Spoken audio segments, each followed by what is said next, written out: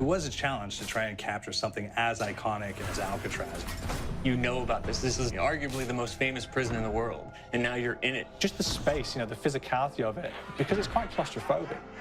When modern-day prisons are designed, they really consider not intimidating people or making the spaces, as least stressful as possible. Well, Alcatraz didn't suffer from those restrictions. They did the research, they went out, studied Alcatraz, not just from books or internet. They were actually there to feel the environment, so it really sets a mood that gets you a little spooked. Well, we kind of started with the base layout of Alcatraz. The entire island we ended up roughing out in kind of a white box form, and then figuring out what play spaces we wanted to use out of that, what would be the most interesting areas to play in, and the connections between spaces, and spaces that the public doesn't necessarily get to go into. We really did a lot of pushing to really enhance that psychological horror aspect that we're really looking for. And this is a really good opportunity to really tell something special. Like I got stuck right through the gates to hell! This time around, I feel like it's been identified that there are these side missions that you're going to go out and try to accomplish. Al and the rest of the groups put together this escape plan, but the point is to get the parts and assemble this plane so they can get off the island. We did something new for the first time. We have actually contextual music that goes off. So that's a first for zombies. And it's all based around this horror thriller aspect. Every location will have a specific stinger that you hear when you find it, when you discover it, when you start unraveling the story, we start building on the music that you're hearing, and it's really enhancing that experience and going along with it in parallel.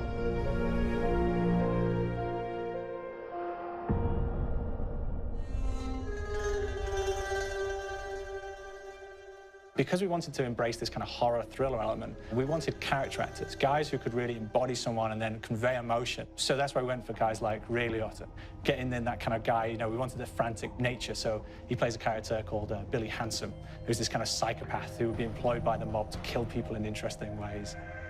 Chaz Palminteri, he plays a guy called Sal DeLuca, an old mob boss. Michael Madsen playing Finn O'Leary. He's kind of worked himself from the floor, from the streets. He's got his hands dirty in the blood and the guts a couple of times. And then we had Joe Pantoliano, and he plays Arthur Arlington, who's nicknamed the Weasel.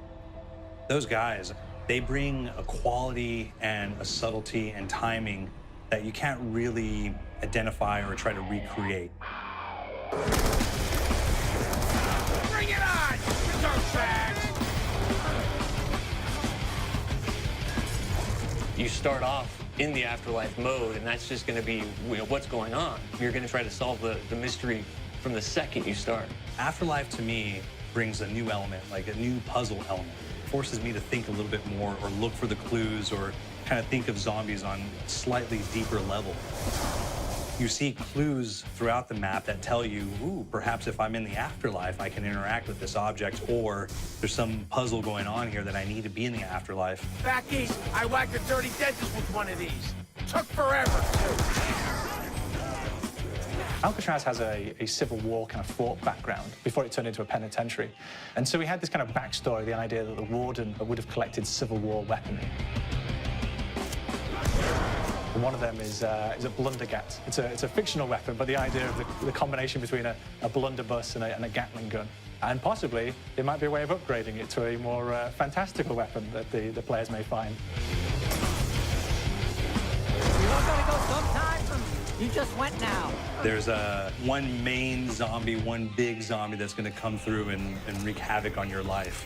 He'll lock down the perk machine, he'll close down the box, so you have to pay to get that open again, so you don't want him to interfere with your process. Now's a good time to pick a fight. It's a fun challenge. It keeps things moving forward. In terms of perks, we have a new perk called Electric Cherry.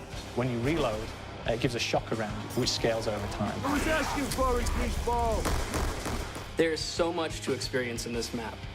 Every time I play it, there's a new tactic to take, a new experience, a new objective to go for.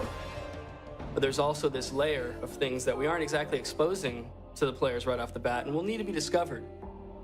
Don't let me go. Is it the calling we hear? We've got the undead in there, we've got these historical elements, and these fantastic actors all seem to be with peace with each other in this kind of same world. So it's magical, and our team is incredibly excited by it. This is the call.